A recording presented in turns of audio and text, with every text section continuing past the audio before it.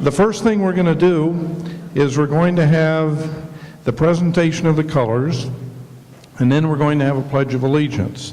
So I'm going to ask you all to stand, and you will witness the terrific Sea Cadets of the Naval Weapons Station in Seal Beach as they enter the room and present the colors.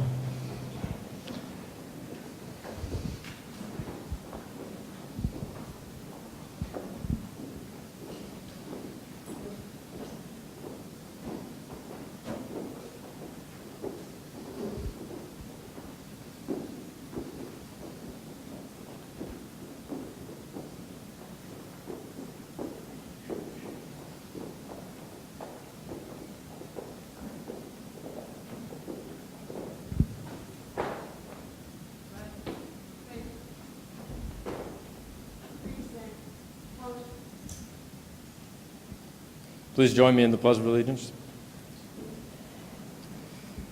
I pledge allegiance to the flag of the United States of America and to the republic for which it stands, one nation, under God, indivisible, with liberty and justice for all. Thank you. Color guard, retire the colors.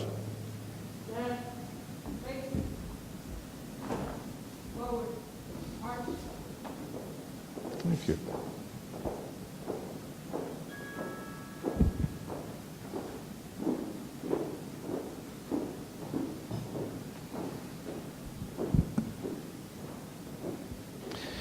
Let's say thanks to the terrific group of Sea Cadets and to Scott Llewellyn, who led the Pledge of Allegiance. Thank you.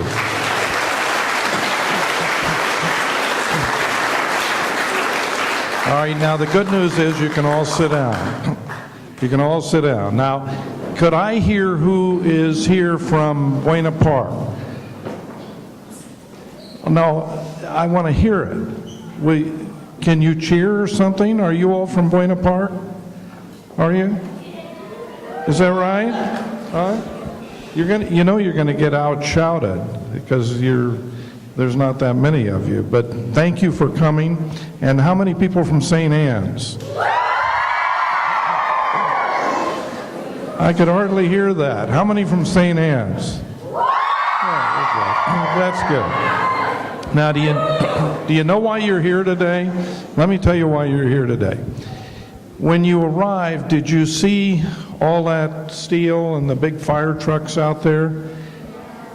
Let me give you just a little bit of backstory of what that is. When 9/11 happened, which was 10 years ago, the anniversary is this Sunday, these two planes flew into the huge World Trade Center buildings in Lower Manhattan, and eventually those buildings collapsed and more than 2,700 people were killed. Now, there was a fire truck that was called from Brooklyn to be one of the very first fire trucks on the scene, because it had this huge 100-foot ladder, and they could get hoses up and get that water into the buildings, and it stayed for months, and it was so beat up and burnt, charred, that they retired it. So we have some friends in Riverside who went to New York and got 20 tons of this steel that the Port Authority let them have. They put it on flatbed trucks along with that aerial fire truck, one of the first responders fire trucks, and brought them across country, stopping at state capitals where they had ceremonies, and whenever they entered a new city, the police and the fire authorities would meet them at the city limits or the county borders and escort them through. So I don't think any of you were probably even, I don't know how old all of you are, but let's say none of you remember 9/11. You don't remember the tragedy that happened on that day, which is hard for you to really grasp because you weren't witness to it and you didn't see it on TV or Facebook or Twitter or anything, so you don't really appreciate it. You will over the next week, because on Sunday, President Obama, President Bush, so many state and federal leaders of our country will gather at Ground Zero in New York and have a ceremony. But the reason we invited you here today was to get you to look at all of that steel out there and remember that this was once a very sleek symbol of American ingenuity. Great big buildings, among the highest in the country, and today it's on flatbed trucks, rubble, because people attacked us. So the story here is that it can happen again. And we all have to be ever alert to that and protective of our country. So that's a lesson, and I hope you learn it today. And we have somebody to talk to you about it who is from Orange County, who had a very successful store in Tustin, a restaurant.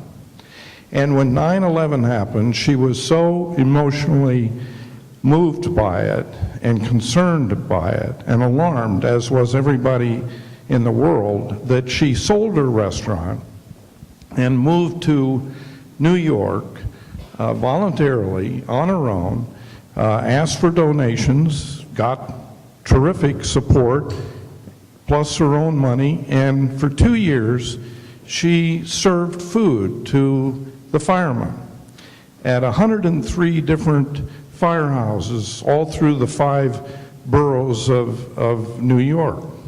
And what a great thing to do. She gave up her lifestyle to go improve that of others. Her mission is that we never forget the great sacrifice and responsibility that was exercised by the firefighters particularly, but police as well, when 9/11 hit. So we are delighted to have her here today because I want her to give you some eyewitness history of what happened that day and what she did about it. So ladies and gentlemen, please welcome Angie Khardashian. Where is she? Angie, where are you? There you are. Thank you. Do I need this up there? Work on that. Work on it. Now, also, right afterward, she's going to talk for just a few minutes, and then we'll do questions and answers. So think as she's talking about things you'd like to know, and I'll come back with the microphone, take the mic to you, and ask you to stand and ask the question. Well, he just told the whole story, so is there any questions? Oh, no, just kidding. So, hello, I'm so delighted to have you here today to hear my story, and you will find through your lives that you'll hear many, many, many stories, as you're growing older about 9/11, the people that were there, the people who volunteered, the people who sacrificed so much to do things, and there were millions of people that came from all over the world to this horrible event, and mine is just one of those stories, and so I'd like to share it with you. And thank you so much for being here, and I want to thank, I think I have to duck down here. Stay there. I would like to thank Marge, my contact, who used to come into my restaurant, that asked me to come here and speak today. So thank you very much, Marge. This is so special for me. I promised the firemen that I would never let people forget about 9/11, and that's a goal in my life today, which I'll tell you. This PowerPoint, it's just some of the points, some of the little things that I wanted to share with you about 9/11. Forgive me sometimes if I read, because trust me, I know this story by heart, but sometimes I get a little bit nervous. I'm not a speaker, I'm a restaurateur, So I believe that 9/11 will be a day that we remember exactly where we were. I'm not sure, as he said, I'm not sure how old you all were, but I know you were born 10 years ago. But I'm sure we all remember where we were when the Twin Towers in New York were attacked by terrorists. It affected us all so deeply in so many different ways. I'd like to share with you how it affected my life, and also to spread to the world acts of kindness, hope to never forget. Here's my story about the hero, the tragedies, and the hope. I'd like you to understand, okay, there we go. This is new to me, so I have to do this. I would like you to understand my motivations after 9/11 to do what I did, so I have to back up a little bit in my life. I owned an Italian restaurant for 22 years in Tustin, California. Maybe some of you visited there. The restaurant was a fun place to go, and on many nights you'd see people up doing the Macarena, the bunny hop, singing Amore, and just having fun. During those years, I was very involved with the Marine bases, and you're probably familiar with the Marine bases in Tustin and El Toro. Since then, President Clinton has closed both of those bases. But I was very involved in the city, and I was the president of the chamber, and I was the liaison between the city and the chamber and the Marine bases.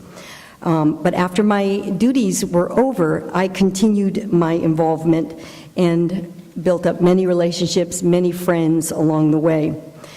I did a lot with the military, but one of the biggest things that I did was on Thanksgiving, I fed up to 750 Marines and their families a free Thanksgiving meal. And this picture is a shadow box of all of the squadrons from one of the Marine bases that I fed. My involvement grew through the years, and because of all of my contributions to the Marine bases, when President Clinton closed the Marine bases, the Commandant of the Marine Corps, who is like the President of the Marine Corps, gave me a medal, which I have on, and it's pictured here in the bottom left. Right there, that's the medal, and I have it on right now. And this is the blimp hangers in Tustin. You've probably maybe seen those when you've driven by. Those are the blimp hangers. So they awarded me, and this flag was flown over the Marine base for a week, and they put that all in a shadow box and presented it to me in a ceremony when they issued the medal. Whoops, I need to go forward. There we go. This is a picture of the Pentagon. Ooh. This is a picture of the Pentagon after the plane went in. You've probably seen this picture in the news. I went to a ceremony because of all the relationships that I had built with the Marine Corps. I went to a ceremony for General McCorkle. He was the Marine who was in charge of all of the airplanes in the Marine Corps, and he was retiring, and I went to his ceremony, and it was 30 days before 9/11. So I was in the Marine Navy wing 30 days before that horrible event.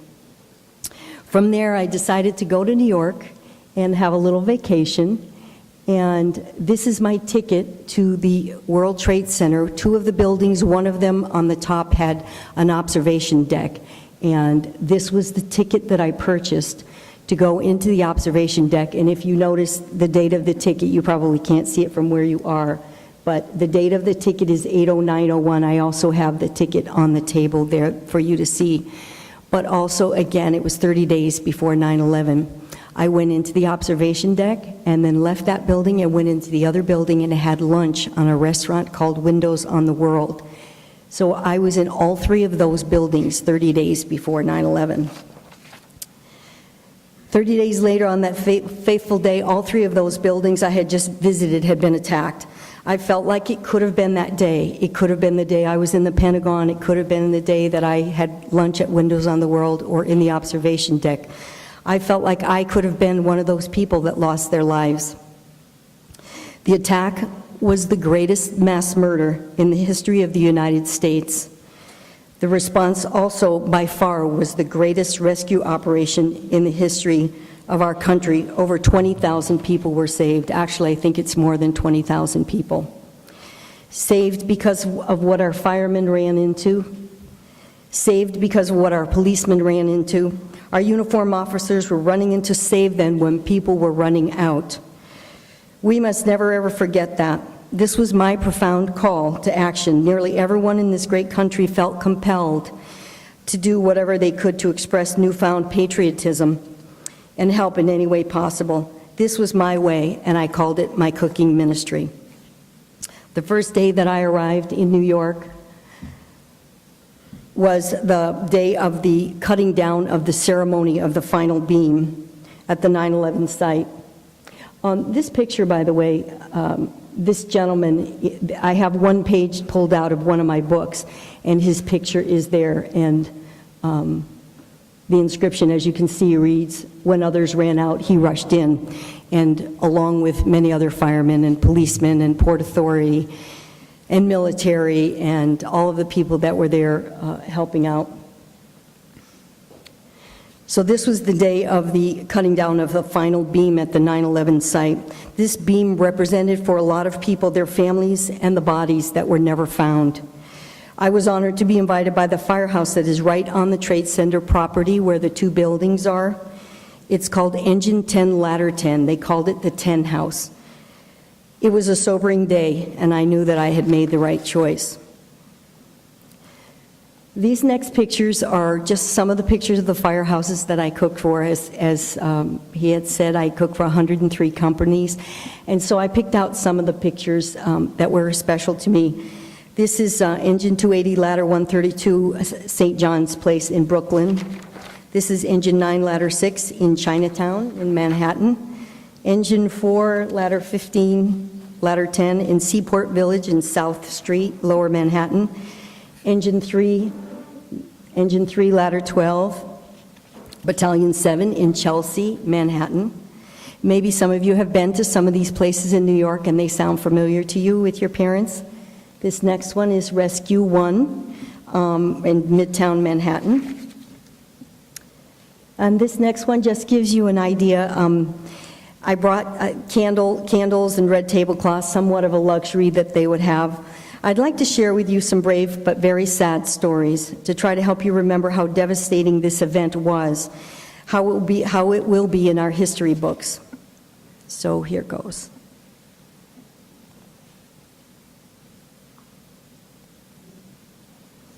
It's not working. There we go. Oops, okay. There we go. Thank you. These are some of the stories about the lives of the men who lost their lives that day, men and women who lost their lives that day, and how so many families lost loved ones so senselessly.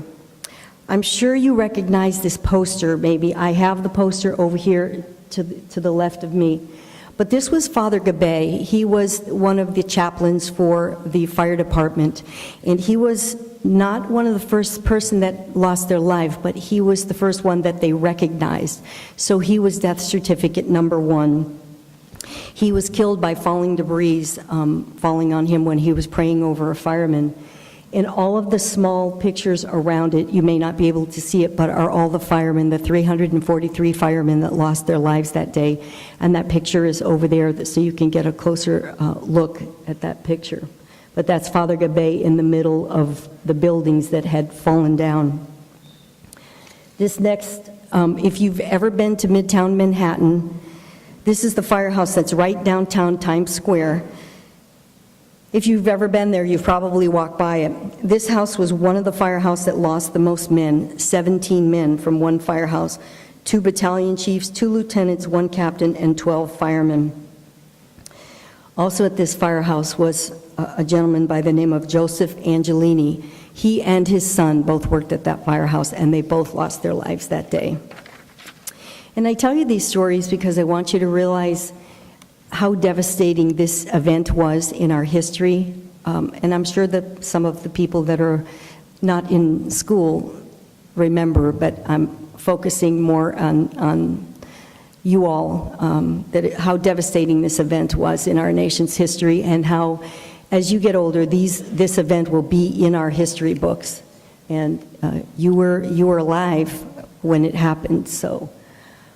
This particular picture is from that same firehouse, Engine 54, Ladder 4, and they're bringing up one of their brothers from the rubble that they had found, and the gentleman on the left in the front is his brother, and who was a policeman, and the gentleman on the right in the front was his father, who was also a fireman. So many broken lives, so many broken hearts, so many broken dreams. I knew my life would never be the same.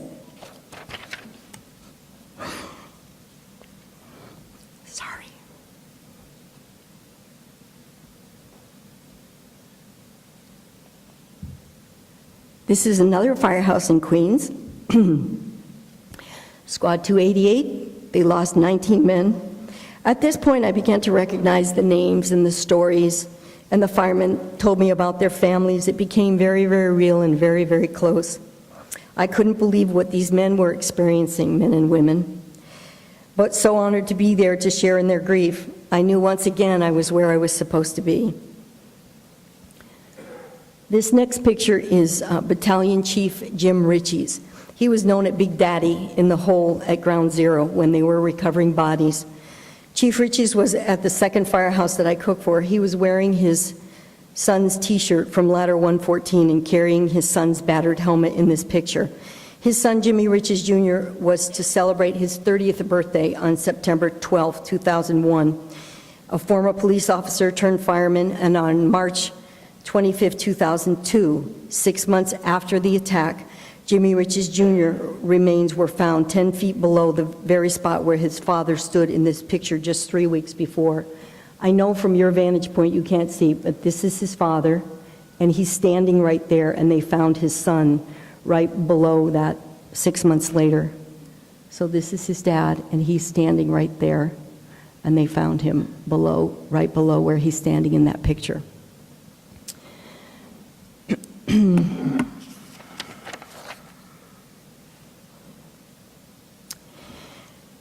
This is Captain John Vigiano. Many battles he has faced in his life. A former Marine, retired FDNY captain, winning a battle against throat cancer in 1980. But his two greatest accomplishments, of course, were his two sons, NYPD Detective Joseph and FDNY firefighter John II. Proud does not begin to describe the way John speaks of his sons. John the detective had on 3 different occasions been hospitalized from bullets, nearly killing him when he became a detective at age 24. His hard work and bravery earned him a Medal of Honor, Combat Cross, and 3 Medals of Valor. This picture shows the proud dad with his pictures of his 2 sons in his helmet. His son Joe was found. John's remains were never found. Need I say more? This next shot is a picture of the Guidel family, except one of the brothers is missing. Gary, an Eagle Scout, former Marine, and a decorated firefighter with Rescue 1. It's not uncommon for generations of families to follow in the footsteps of dads, grandpas in the FDNY. Gary was scheduled to be off on September 11. He was due to retire in 7 weeks after 20 years of service. Pictured here is Papa Paul Guidel, a Korean War veteran, retired lieutenant with Rescue 1, and his 2 sons, Michael and Ralph, both FDNY firemen. This was a T-shirt given to me by Captain Brown. It's over there hanging on the rack. Battalion Chief Oriole Palmer of Engine 3 was the only squadron to reach the 84th floor with all of his 100 pounds of gear and his whole squadron. He transmitted to the command post. There were many fires and a large amount of carnage. And carnage means bodies that were people that had passed away, just in case you don't know. And he had headed in to do what he could do, but before those last words were uttered, the building collapsed. This bracelet is a bracelet that I never take off. It's all bent and worn out. The flag is gone. But when I went back to visit their firehouse and they saw my bracelet and they said, "Oh, Angie, you need a new one." So I never wear the new one. It's on the table, but this one I never take off. And I'm a flight attendant now, so every time I go through, I have to take my bracelet off and it gets all bent up. Anyway, this bracelet is the names of the brothers that lost their lives on 9/11. It was given to me by Squad 252. The names of the bracelet are the men who lost their lives are on that bracelet, and I would like to read them to you. Commander William Feehan, Lieutenant Tim Higgins, Tommy Kovekis, Pete Langoni, Pat Lyons, Terrell Coleman, and Kevin Pryor. This is a piece of glass at the first firehouse that I cooked at, ironically nicknamed Hell's Kitchen. They gave me a piece of glass from the towers. That's also on the table over there for you to look at. It was Engine 34. There's a book on the table here. It's called The Requiem, and The Brotherhood. And what it is pictures of all the firehouses after 9/11 with all the flowers displayed. And I took that book with me, and the firemen would find their firehouse, and they would sign that page, and the book is kind of falling apart because it's been looked at so much. But it's on the edge of the table, and if you'd like to, when it's over, you can flip through the pages and see all of the notes that the firemen had written to me and all of the people that I represented here in California. But the nicest that was written in there is by a gentleman named Captain Donovan. He was from Squad 18, and I quote, "I cannot tell you how much your warmth and generosity warmed our hearts. Thank you for a great meal and an even nicer evening. I have found that the care and concern shown to us by people across our country is what sustained us in keeping us. God bless, and thanks again, Captain Mike Donovan, Squad 18. This next picture is the captain and his squad. I want you to know that I went to New York, and many of my friends and my family, co-workers, everyone wanted to go. I was fortunate enough that I had had my restaurant for 22 years. I felt like it was a point in my life that when I saw all those people go to work that day and then lost their lives and never saw their loved ones again, never saw their children, never saw their parents, never saw husbands, wives, their co-workers, I really felt like I was at a point in my life that I wanted to give back, and I wanted to experience a little bit more in my life. And so I left, but I was there representing my church, all of my friends that couldn't go. I was just fortunate enough that I wasn't married and I didn't have children, so I could just pick up and leave. So this picture, Mike Donovan, the gentleman I just spoke to, was a great artist, and he had a friend by the name of Tim Stackpole, who was a fireman that got burned very badly 5 years before 9/11. So Mike Donovan drew this picture, and his friend, it depicts Timmy Stackpole right here, and he's handing a baby over to another fireman. There's Timmy Stackpole handing a baby to another fireman. And Mike Donovan drew this picture, and he sold it on the internet to raise money for the Stackpole family. So for about 3 years, he was raising money for his family. On 9/11, Mike Donovan, who heard about the the buildings being attacked, started to go into the World Trade Center area where Engine 10 was that I mentioned earlier. When he walked in, Tim Stackpole, his friend, depicted in this picture, and they had reinstated him only 3 years after they would told him he would never be a fireman again, but they reinstated him. And so Mike Donovan said to him, "Can I borrow some gear?" So he borrowed gear, and he got dressed, and Stackpole, Donovan, and 2 other firemen were walking into the buildings that had been attacked but not yet fallen. Chief Gansey was the chief that called Mike back and said, "I need you to stay here and set up a command post." The command post is where they tell all the firemen from the different squadrons, "You go here, you go to the elevators, you go to the trucks, you go here." And so a command post is how they keep control of every squadron and where they are. So he asked Mike to stay back and set up a command post. So Mike stayed back and set up a command post and watched in horror as Chief Gansey and his friends walked into the buildings, and they fell. So Mike was caught in the rubble. He found his way to a staircase, and he could hear people screaming and crying and coughing, and he kept saying, "Come to my voice."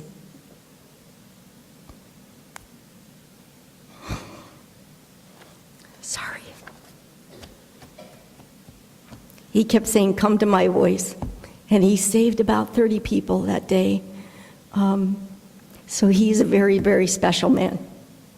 And he gave me this picture, and he also gave me this book, which is also on the table. Gary Susan was the only photographer that they allowed into Ground Zero to take pictures when they were finding bodies and finding different things in the rubble. So he was the only photographer that they allowed. This is a signed copy of this book, and of course it has very sad pictures in it. And Mike Donovan also gave me a picture of that book.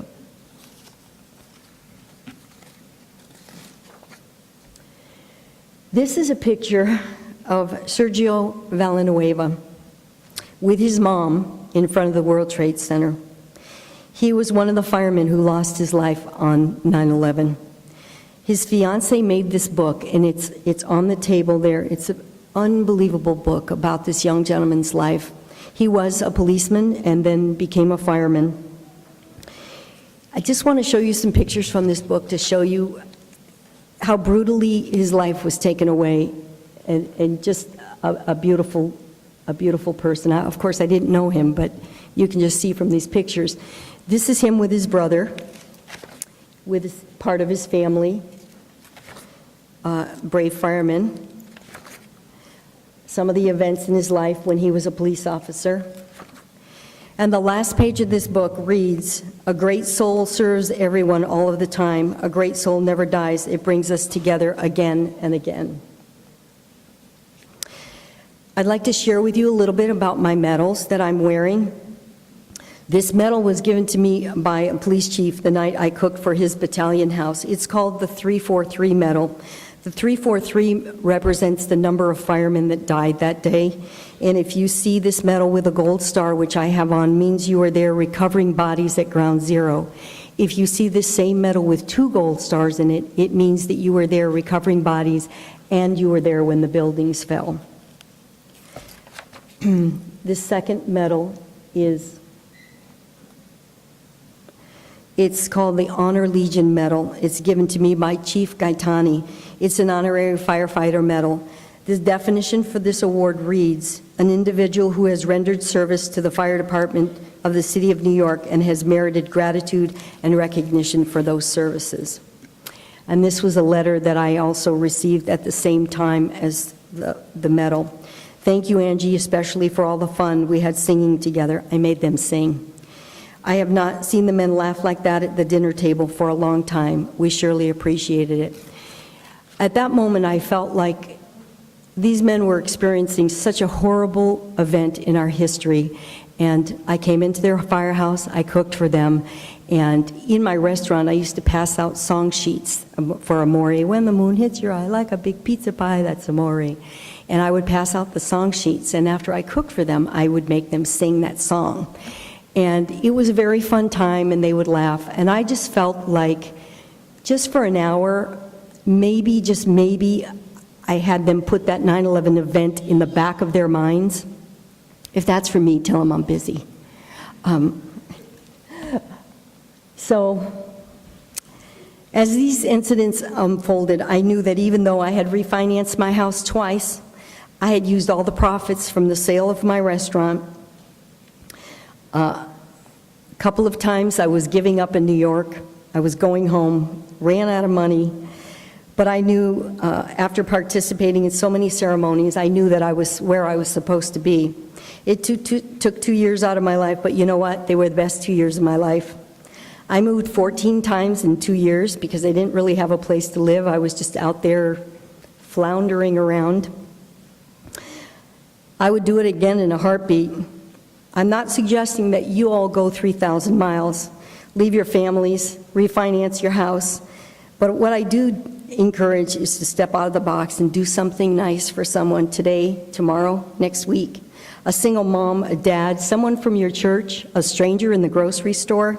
If everyone in this room did one thing and paid it forward, like my favorite movie, maybe we would have hope that we all need to make this world as one. And it's called the power of one. The things that I learned from all this is the firemen still ask for our prayers, even though they look like they don't. They think that 9/11 will soon be forgotten and shared that with me often and asked me to never let us forget. This is my goal in life now. I would like to ask you today to continue to find ways, big or small, to support your police officers, your firefighters, your military in any way possible, to let them know how much we care and appreciate what they do for us and our country to keep it safe. Here we are 10 years later. We hear many stories of the tragedy and loss of life of that fateful day on September 2011. It's become a part of every American's life. But out of every tragedy come stories of commitment, dedication, selflessness, and hope. This event did not deal us a lethal blow, but instead makes each of us realize that the fight for freedom and equality is not just fought on the battlefield. With determination and commitment, we realize that freedom can't be dictated by the terrorists, because this country and its people have never backed down from what is right. We see the hope and the determination of our convictions, and we know that with God on our side, the truth will win out, and we will be even stronger. Never give up hope that one day we will all be one people, united. We must never ever forget what happened that day. We must keep the memories and the legacy of all those innocent people who lost their lives. As painful as it is, please never forget.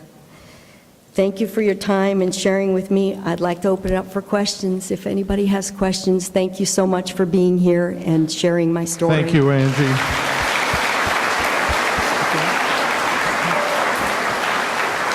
You want to stand? We have a question right here. Hi, my name is Sebastian. When you were in New York, did you live in did the fire stations let you live on them? Well, I would have liked to have lived at the fire stations. However, what I did was I moved around just people that were helping me, people who wanted to give back, and that was their way of giving back to the 9/11 situation by allowing me, who was cooking, to live with them. So, and I moved 14 times, but I lived in different apartments with people. Hi, my name is Eleni, and my question is, like, how did you manage? I mean, seeing all those, like, mangled bodies, going through from firehouse to firehouse, nonstop cooking, how did you manage without totally wearing yourself out? Yeah, it was difficult. Fortunately for me, I did not see any mangled bodies, because when I got there and started to cook, I went right to the firehouses. I didn't go into ground zero where the bodies were there. I didn't see that part. I only heard and saw the stories after the fact in the firehouses. It was difficult, but I was there for 2 years and cooked for 103 companies. So in between, I had rest in between the cooking, and the firemen helped me a lot. They chopped onions and chopped parsley and cooked the bacon, and they helped me once I got there. So even though I was cooking for large amounts of people, they assisted me. It was part of the fun of cooking. Thank you. Hi, I'm Sean Carroll. I was wondering, were the medals that you received theirs, or did they have them made for you? Well, the fire department and the Marine Corps have medals that they've already established within the Marine Corps, and then they make decisions on who merits to receive those medals. So these medals have my name engraved. If you come up later on, I'll show you. My name is engraved in the back. So this is already a medal that the Marine Corps has, and they decide that Angie is going to get it, and then they engrave it and present it to you. Does that answer your question? Yeah. Hi, I'm Anya. About in total, how many awards have you gotten from like military and firefighters? And Okay. Well, medals, only 3. Thank you. Other awards, Thank you. lots. Well, I have a home in Tustin that all of my awards and things are hanging on the walls. And if you all want to come to my house someday, just get my phone number and call me, and you can come. I have a little museum at my house with all of my awards and things that I've done through the years are on the wall. So I would love to take you on a tour of my museum home. Just call me, and so I'm home and I can let you in anytime. Okay. Hi, my name is Victoria. How did you get so involved with like the Marines? Well, because I had a restaurant that was very, very close to the Marine bases in Tustin and El Toro. I don't know if you know where that is, but there were 2 very big Marine bases. And I was very involved in my community in Tustin, and I became the president of the Chamber of Commerce. Well, whoever the president is at the time gets invited. They have many military events at the Marine bases, and so the president of the chamber would always get invited, no matter who it was. It was me or Susie Smith or whoever was the president would always get invited.